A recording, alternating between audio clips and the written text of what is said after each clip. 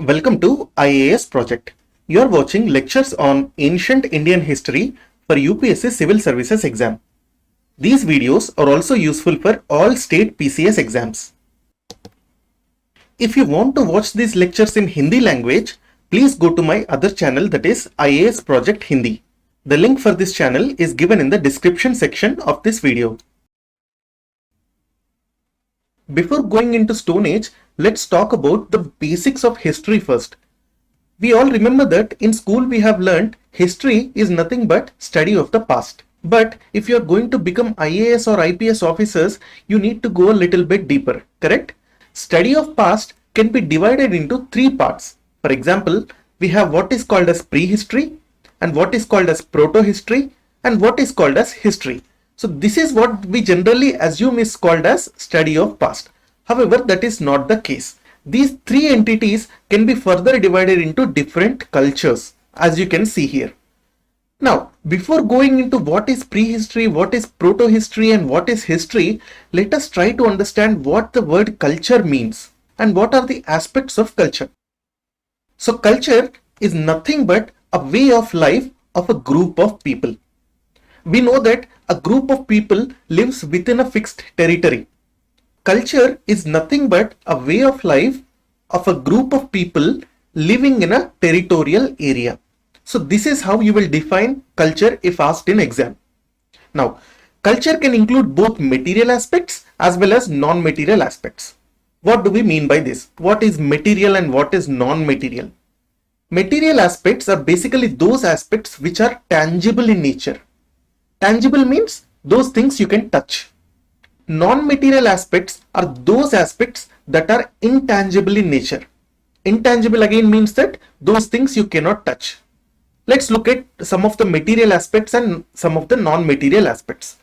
Material aspects of culture include food and subsistence, which means what are you going to eat? Are you eating meat, food grains, fruits, vegetables? They are material aspects of culture. Similarly, clothing. Are you wearing cotton clothes, woolen clothes, or are you wearing furs and hides of animals, and all those things? Similarly, the type of house building, the type of pottery, the type of ornaments worn, the type of paintings done, and the burial practices are also included in material aspects of culture. What are the non-material aspects? As we know, non-material aspects are those aspects which cannot be touched. For example, ideas. Ideas are intangible in nature, they cannot be touched. Similarly, beliefs, religion, festivals, entertainment, for example, singing, music, dancing, languages, social hierarchy within the society, all these fall under non-material aspects. So we have seen that culture is nothing but a way of life of a group of people living in a territorial area, and culture has both material aspects as well as non-material aspects. Now, the question is, what does this culture depend on? Is it same for all people? No, culture depends on various factors. Now, what are those factors? Examples of some of the factors are given here. Culture depends on geography.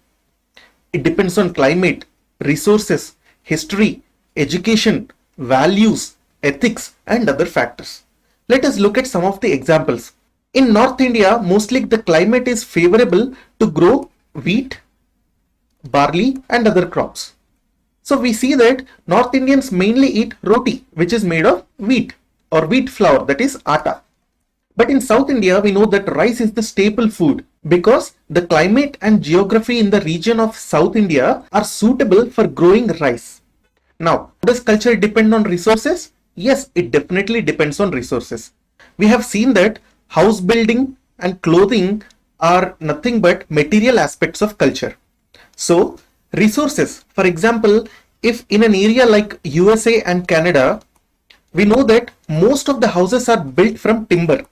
Why? Because wood or timber is easily available to them. There are so many forests and timber is easily available. So, for most of the house construction, they use timber. But that is not the case in India.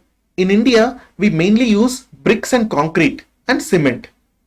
So this is how the resources available within an area determine the material aspects of culture also. Similarly, we can take the examples of clothing. Almost 7,000 to 8,000 years back, cotton was grown in northwestern parts of India. But cotton was not grown near polar regions or in the Europe even. In Europe, mostly people were wearing woolen clothes or fur and hides of animals. But in India, people were wearing cotton clothes. So material aspects of culture depend on what are the resources available in the region. If there are many animals that have fur, yes, animals can be hunted and that fur can be worn by people. I can give you another example. We know that Japan is a group of islands. Fish is very important diet for Japanese. You have heard of sushi, I hope. What is sushi? Sushi is nothing but raw fish and vinegar rice. Sushi is now world famous, but sushi comes from Japan. And it has become famous because Japanese are very much dependent on fish, which is a very important source of protein for them because they are surrounded by sea. Similarly, it depends on history also. How does it depend on history? For example, Indians are generally wary of Western powers because we have a colonial history where India was exploited by the British. So even today, for example, Indian government is very reluctant to get into free trade agreements with West. Yes, things are changing, but there are very less free trade agreements done by India with the Western countries. I'll give you another example. If you look at Israel, in Israel, there is a concept of conscription. Conscription simply means that mandatory military service. Generally, young people, people who are in 20 to 25 years of age, government imposes a law that these people must serve a particular time in the military of the country. For example, in India, there is no conscription because India has lot of human resources, that is lot of population. We don't need conscription. Our voluntary force is so high. But in the case of Israel, the population of Israel is very less. It is actually less than 1 crore. But it has so many threats from the surrounding region. It has seen many wars in the past also. So its national policy or its national culture is dependent on its history also. It has imposed conscription and generally youth serve for at least 2 to 3 years in the Israeli army.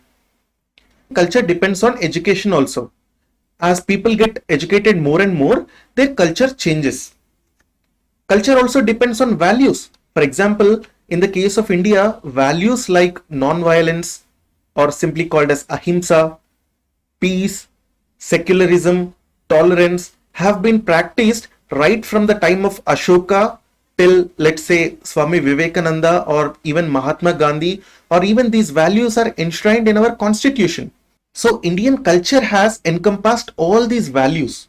Similarly, culture depends on ethics also, ethics of society mainly. So what are the examples of culture?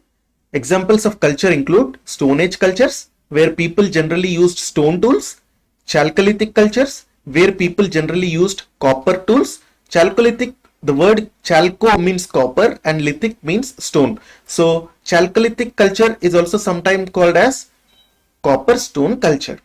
Similarly, another example is Harappan culture, Aryan culture. We can give contemporary examples also, Indian culture, American gun culture. All these are examples of cultures. If you want to watch this video in Hindi, please go to IAS Project Hindi channel. I have given the link for this channel in the description box below.